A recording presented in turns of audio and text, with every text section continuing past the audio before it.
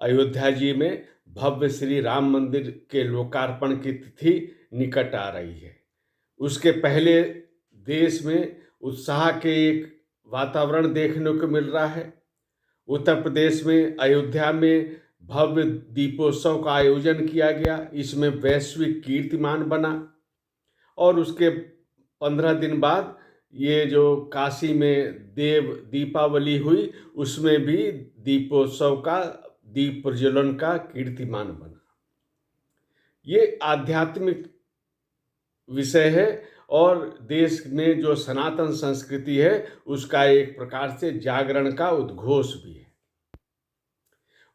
इसमें एक जो विशेष बात इस बार देखने को मिल रही है देव दीपावली में, कि इसमें 70 देशों के राजदूत और 150 प्रतिनिधि जो विभिन्न देशों के हैं, वो और उनके परिजन इस देव दीपावली में सहभागी हुए। ये असाधारण बात है। भारत की विदेश नीति के दृष्टि से भी इसको देखना होगा, इसका मूल्यांकन करना पड़ेगा।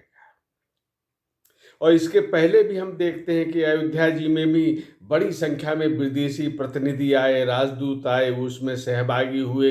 लाखों की संख्या में इन दोनों स्थलों पर विदेशी पर्यटक भी आए। उनकी वहाँ की सरकारों ने अपने अपने प्रतिनिधि भेजे। इसके पहले जब कुशीनगर में अंतर्राष्ट्रीय एयरपोर्ट का उद्घाटन हुआ था, उसमें भी बड़ी संख्या में विदेशी राजदूत, प्रतिनिधि, मंत्रीगण ये सब शामिल हुए थे। कुछ समय पहले काशी में भी इवेंट हुआ था G20 का।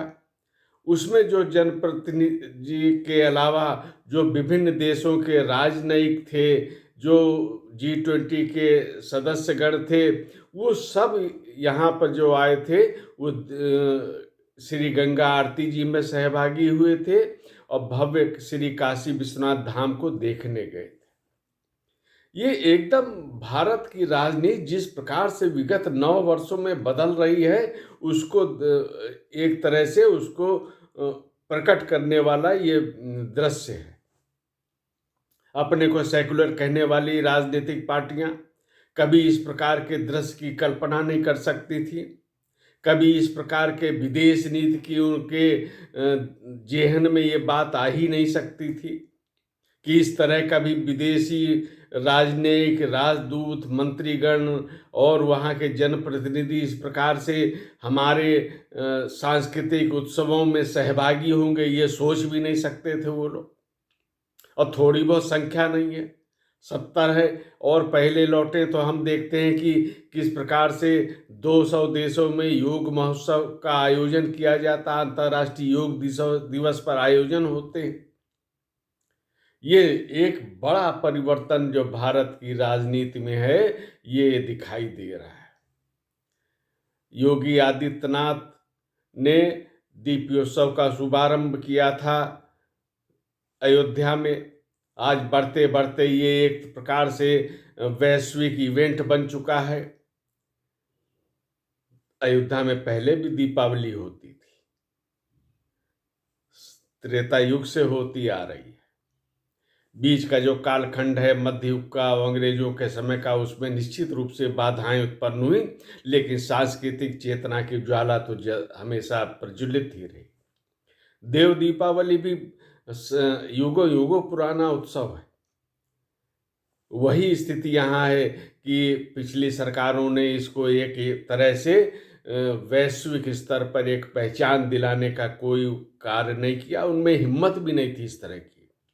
योगी आदित्यनाथ ने इसको संभव करके दिखाया है।